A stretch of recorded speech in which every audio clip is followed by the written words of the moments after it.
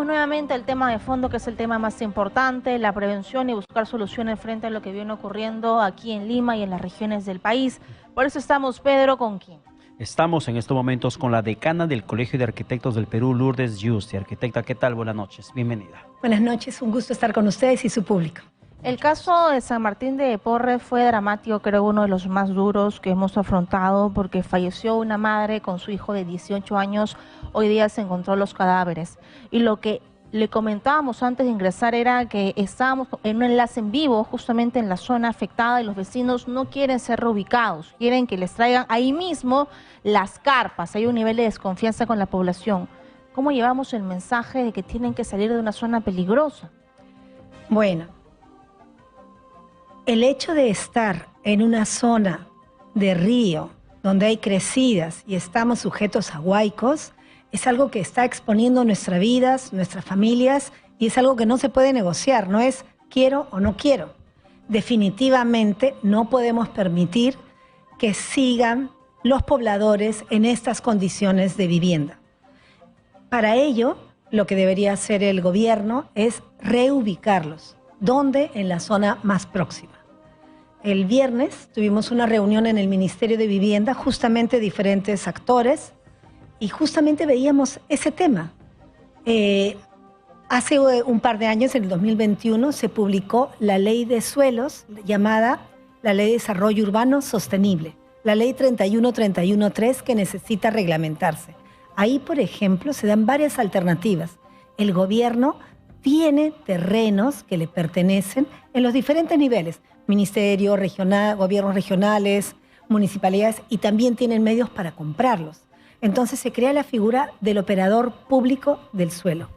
Entonces sí es un deber importante del gobierno, del ministerio, implementar estos reglamentos para poder encarar el tema de fondo. Reitéranos, ¿cuántos años tiene vigencia la ley pero sin reglamento? Esta ley fue publicada en el julio del 2021, se dio un plazo de 6 meses. Lamentablemente con el cambio de gobierno a Pedro Castillo bajó muchísimo y se necesitan, son 4 o 5 reglamentos. Otro tema importante, por ejemplo, es que incorpora la visión de planificación urbana, territorio con gestión de riesgos. Ahí quiero que se detenga, porque quiero regresar un poco a lo que pasa en San Martín de Porres, debido a que las casas que hemos visto, por ejemplo, en el reporte que hizo nuestra compañera Jacqueline Mesa, se trata de casas de concreto de 2, de 3 pisos. No quiero hacer juicio de valor sobre las viviendas per se, sino sobre cuánto tiempo se tomaron en construir esas viviendas ante los ojos de las autoridades en zonas de riesgo y nadie dijo o hizo nada para evitarlo, sabiendo que está en la ladera de ríos, que son zonas vulnerables, y la gente levantó la casa durante buen tiempo. ¿Por qué esas casas no se hicieron una semana? Mire, es la realidad de nuestro país, lamentablemente. Quisiera dar unos datos. Al 2017 tenemos 7.600.000 personas viviendo en barrios urbanos marginales. 74% de ellas vive en situación de vulnerabilidad ante los riesgos de desastre. Esta es la realidad de nuestro país. O sea, estamos viendo el caso de San Martín, podemos ver el caso de la vivienda que se cae frente al río Chillón, y así pasa en todo nuestro país. Entonces, ¿qué es lo que se puede hacer? ¿Qué es lo que se debe hacer? Tenemos que poner una línea roja. Basta ya de seguir permitiendo estas viviendas en zonas de riesgo. En esta ley, por ejemplo, se reglamenta y se dice, se deben hacer planes urbanos con enfoque de territorio. Basta de poner viviendas, edificaciones, zonificaciones para construir en zonas de riesgo, ¿no es cierto? Y además se debería priorizar cuáles son los proyectos más importantes, nuevos, de regeneración urbana, de reubicación de personas, de creación de drenajes, reforzar las cuencas de los ríos, etcétera, ponerlas en un plan de desarrollo urbano y sea el alcalde que sea el que esté a cargo, lo respete. Y esas son las obras y proyectos que se deberían colocar en los presupuestos económicos que aprueba el Estado. Y las autoridades que no lo respeten, hay un reglamento que se debe realizar para penalizarlo. Hasta denuncia penal.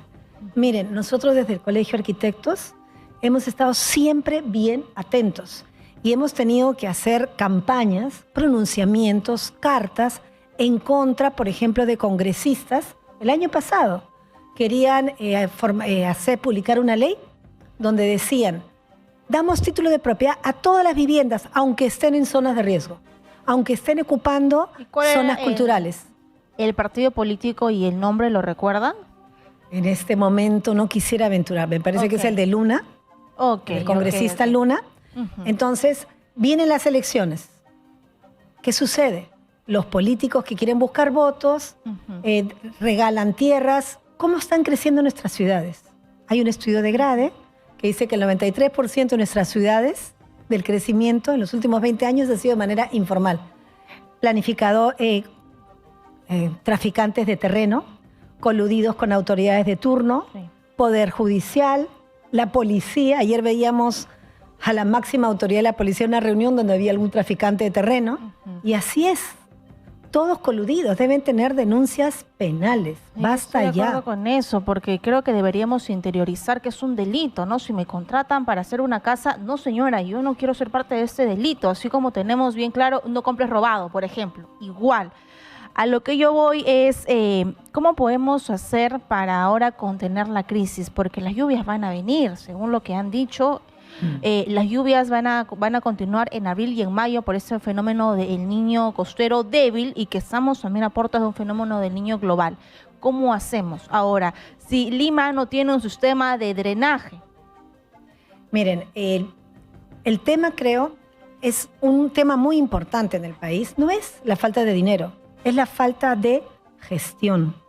Creo que se debe ser muy exigente en el perfil profesional y el currículum de las personas que van a estar a cargo de justamente gerenciar este tipo de proyectos, los que realizan los expedientes técnicos, el supervisor del expediente técnico, muy estricto en el expediente técnico y a la vez muy flexible y liberar algunas trabas que tienen nuestras normas actuales para que en el momento de la construcción no se paralice. Por ejemplo, veíamos la semana pasada, justamente en esta reunión, tenemos más de 27.000 millones de soles y obras paralizadas en todo el país porque viene la Contraloría y las normas son tan estrictas que se paraliza. Toda construcción siempre requiere de un adicional, de una mejora, se encuentra un vicio oculto, etc. Y lo que debemos lograr es un trabajo colaborativo. Ya saber de antemano que va a haber un porcentaje adicional de mejora, de situaciones no contempladas que se tienen que resolver en el inmediato, en vez de esperar ahí un proceso judicial. Entonces, por un lado, mejorar el expediente técnico, minimizar los plazos y a la vez ser mucho más flexible con un acompañamiento a la vez, como se hace en el sector privado. Por ejemplo, se hizo hace poco la Junta de Resolución de Disputas para evitar tener que paralizar las obras, irse a un arbitraje, un poder judicial, sino que en tiempo real se acompañe con una supervisión que tenga un poder de decisión sobre un monto, un porcentaje, y se pueda continuar las obras rápidamente. Claro, eso es en un escenario donde las obras de prevención podrían estar siendo implementadas, pero tristemente en estos momentos en el país, obras de prevención desde gobiernos locales o regionales o el gobierno nacional casi no existen, a excepción de lo que viene trabajando Reconstrucción con Cambios, que tiene mucho aún que solucionar.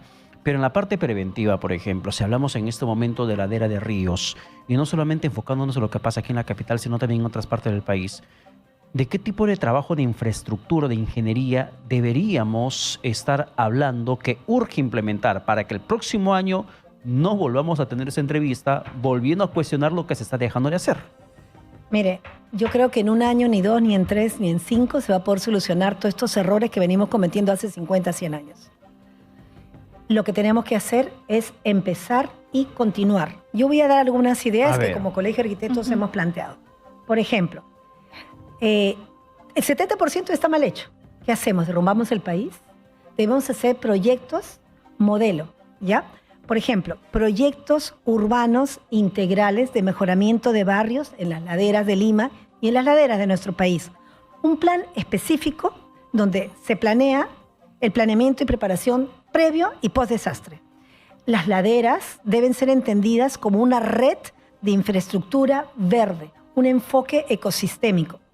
Se debe hacer proyectos en estas laderas donde también se coloque el equipamiento que requieren. Por decir, ¿ya? Si nosotros vemos el problema de manera aislada, viene alguien y hace un muro de contención, carísimo. Luego nos damos cuenta, necesitábamos la escalera, necesitábamos el guaguaguasi, necesitábamos el centro de salud. Entonces lo que se tiene que hacer es un diseño que luego pueda ser replicado de manera sistémica, donde se hace el muro de contención de pronto, de manera escalonada, se va planteando andenes, por ejemplo, para reforestar o huertos, biohuertos.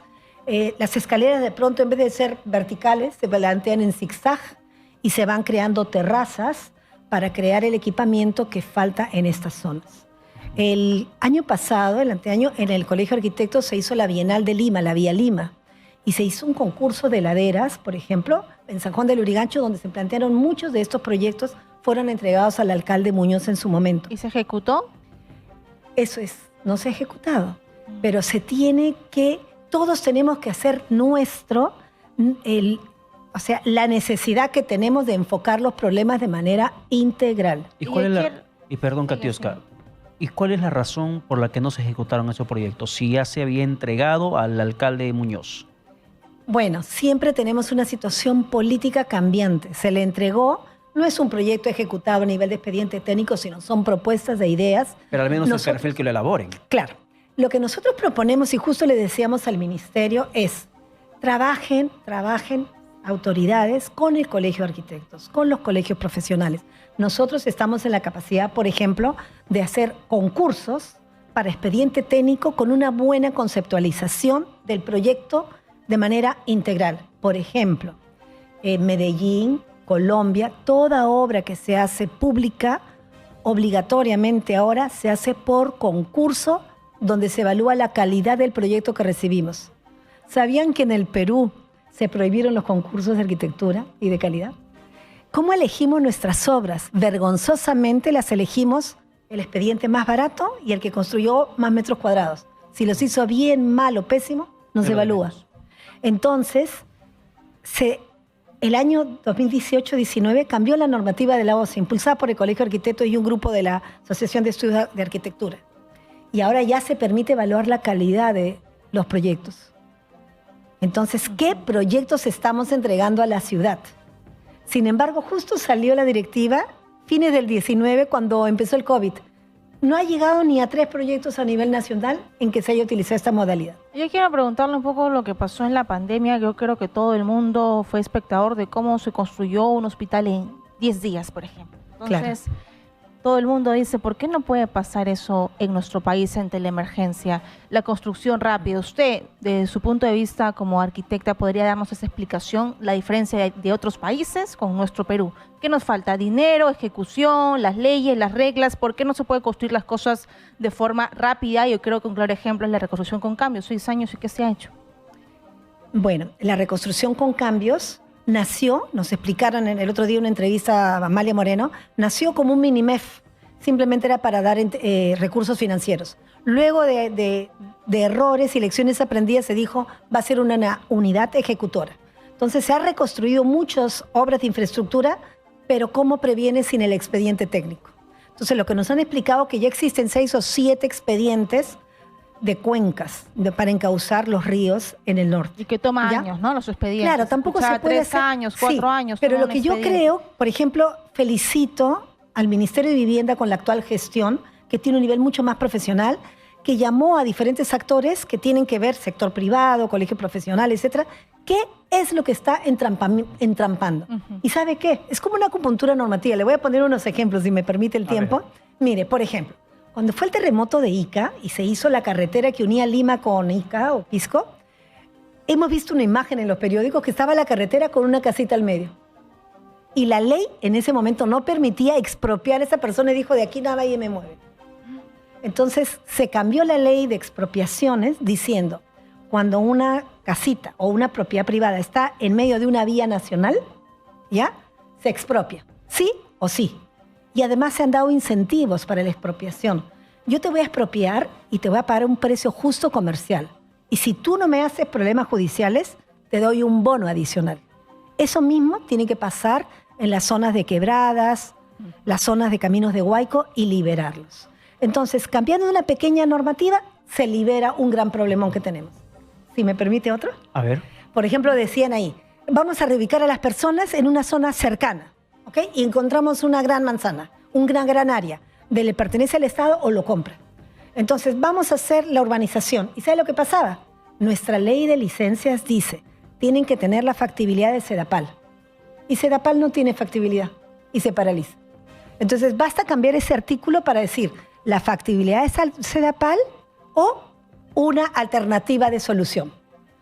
¿Entiende? Entonces, por ejemplo, la empresa privada puede ser un gran reservorio, puede hacer una PETAR, una planta de tratamiento de desagües, y se soluciona. Cambiando pequeños artículos en diferentes normas, se destraba, se libera y se acortan los plazos para soluciones rápidas, efectivas, eficientes. Bien, muchísimas gracias por estar con nosotros. Cuenten con el Colegio de Arquitectos, por supuesto.